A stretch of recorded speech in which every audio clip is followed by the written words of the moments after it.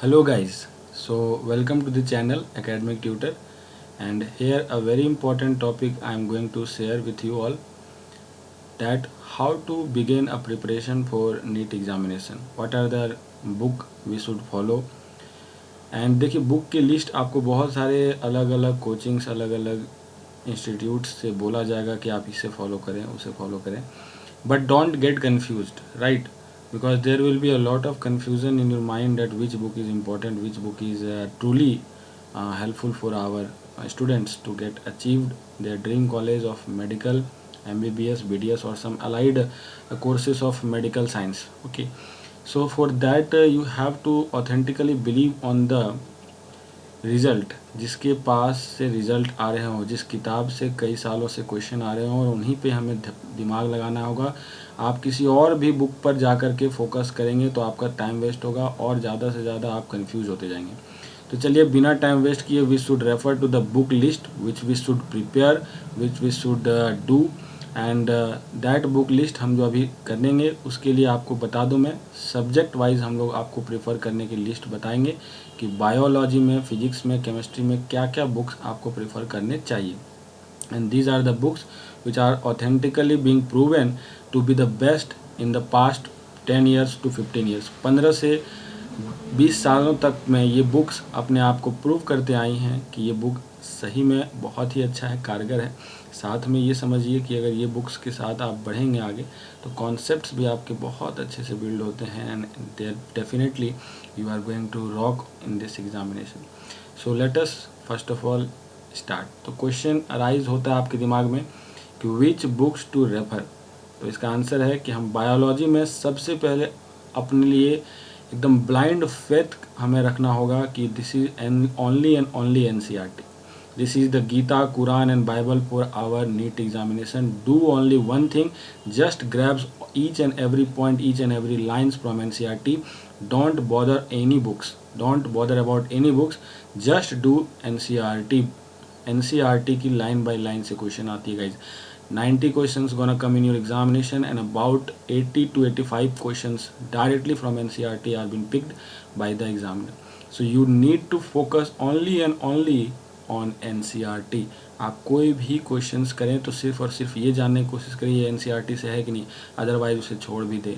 कोई फ़ायदा नहीं है बाहर के क्वेश्चंस करने का और लेवल अप करने का। सारे क्वेश्चंस आपको NCERT से पूछे जाते हैं। कई बार स्टूडेंट्स इतना ज़्यादा अपने आप को लेवल हाई करके पढ़ने लग जाते हैं कि they are going to found that question, that concept in the medical first year और सेकेंड ईयर। तो वहाँ जाके पढ़ना है तो अभी क्यों पढ़ें फिर? Don't waste the time guys. So next we gonna see for physics. Physics के लिए मैं आपको NCERT अगेन प्रीफर करने बोल रहा हूँ। NCERT के 4 आपके पार्ट होंगे, 11 12 मिला के, 11 के 2 पार्ट, 12 के 2 पार्ट, साथ में एक अगर आपको साइड बुक रखना ही है, क्योंकि फिजिक्स के लिए अगर थोड़ा सा हम NCERT से हट करके भी ज़रूरी है हमें समझना, कॉन्सेप्ट को समझना ज़रूरी है, तो we will be referring to DC Pande objective physics. Arihant publication की ये बुक आती है, वॉल्यूम 1 वॉल्यूम 2। काफ़ी अच्छी बुक है, आप इसे प्रेफर करें और बहुत अच्छी बुक है ये। आप इसे प्रेफर करेंगे डेफिनेटली आपको हेल्प होगा। केमिस्ट्री की बात करें तो केमिस्ट्री में नो डाउट अगेन NCERT आपको प्रेफर करना ही करना है। There is no any alternative for NCERT chemistry, and there is again 4 books, 2 for the 11, 2 for the 12। एंड आगे जो अभी मैं बुक बताने वाला हूँ वो बुक आपको सेपरेटली फॉलो करना है for organic chemistry, inorganic chemistry and physical chemistry. सभी के लिए अलग अलग बुक्स आपके पास साइड बुक होंगे, और जो बहुत अच्छा पब्लिकेशन है, वेल प्रूवन पब्लिकेशन है, और जो कि कोटा में ज़्यादातर बच्चों के द्वारा इन सारे बुक्स को सॉल्व किया जाता है, वो मैं बता रहा हूँ। This is actually a proven books. तो सबसे पहले ऑर्गेनिक की बात करें तो बालाजी पब्लिकेशन की MS चौहान सर की ये बुक आती है। काफ़ी अच्छे प्रॉब्लम्स दे रखे हैं इसमें, आपके तुरंत इससे बिल्ड होंगे, आपके माइंड, आपका जो मेकअप है वो बहुत हद तक इसमें से क्लियर हो जाएगा, आपकी ऑर्गेनिक केमिस्ट्री के कॉन्सेप्ट्स। तो ये ज़रूर से ज़रूर बुक एक बार आप सॉल्व करें। काफ़ी पतली किताब है तो आपको जल्दी समय भी नहीं लगेगा सॉल्व करने में। इनऑर्गेनिक की आप VK जायसवाल सर की अगेन बालाजी की ही ये पब्लिकेशन की आती है। इसे भी ये बहुत ही अच्छा कड़ी माना गया। इनऑर्गेनिक केमिस्ट्री के क्वेश्चंस नीट के लिए स्पेशली डिज़ाइंड है इसमें। अगला है कि फिजिकल केमिस्ट्री के लिए आपको नरेंद्र अवस्थी सर की अगेन बालाजी पब्लिकेशन की एक बहुत अच्छी बुक है जिसको आप प्रेफर करेंगे।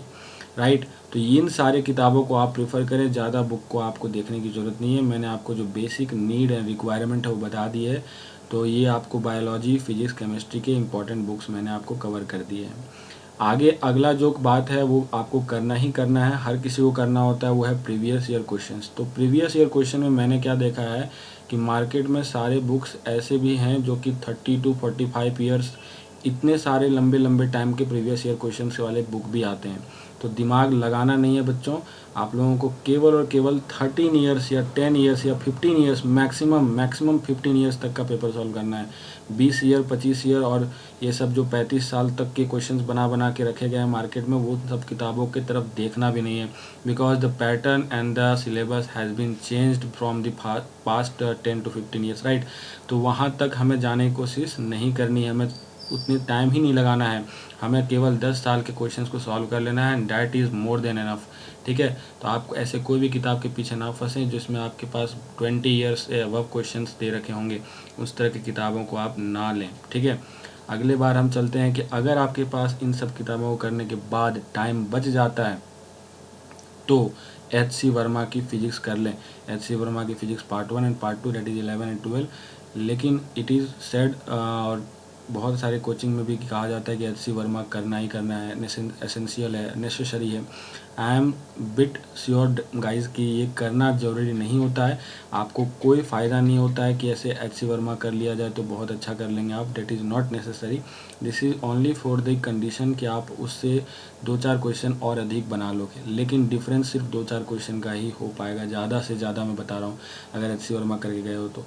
And this is a requirement of a huge tackling of mind. तो ऐसे बायोलॉजी के बच्चों के ऐसे ऑलरेडी दिमाग थोड़ा फिजिक्स में कम लग रहा होता है, तो ऊपर से फिजिक्स का H.C. वर्मा बनाने पे और लोड बढ़ जाएगा, जिससे कि आपको लगने लग जाएगा फिजिक्स से डर।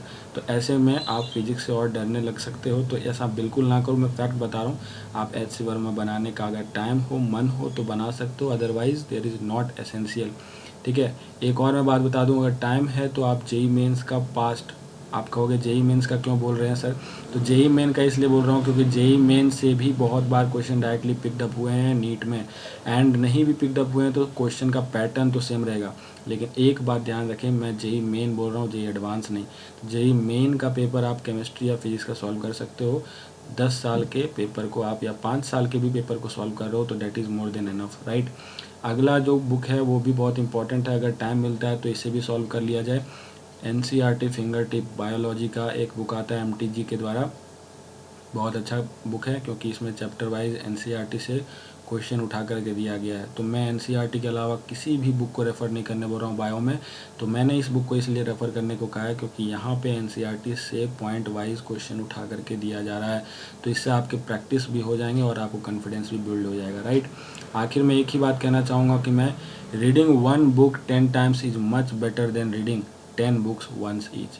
यानी कि 10 किताबों को एक एक बार पढ़ने से बहुत ज़्यादा अच्छा होता है कि आप एक किताब को 10 बार पढ़ें। ये बहुत बड़ी बात मैंने आपको बताई बच्चों। तो hopefully you have enjoyed and completely आपको पता चल गया होगा कि कौन कौन सी किताबें हमारे लिए बहुत इंपॉर्टेंट एंड उसको बेसिक जो किताबें हैं उसे फॉलो करनी चाहिए। तो this is all about the things. And अगर वीडियो को अच्छा लगा हो तो थम्स अप करें, लाइक करें and just subscribe the channel as well. So best of luck for your preparation. Thank you so much.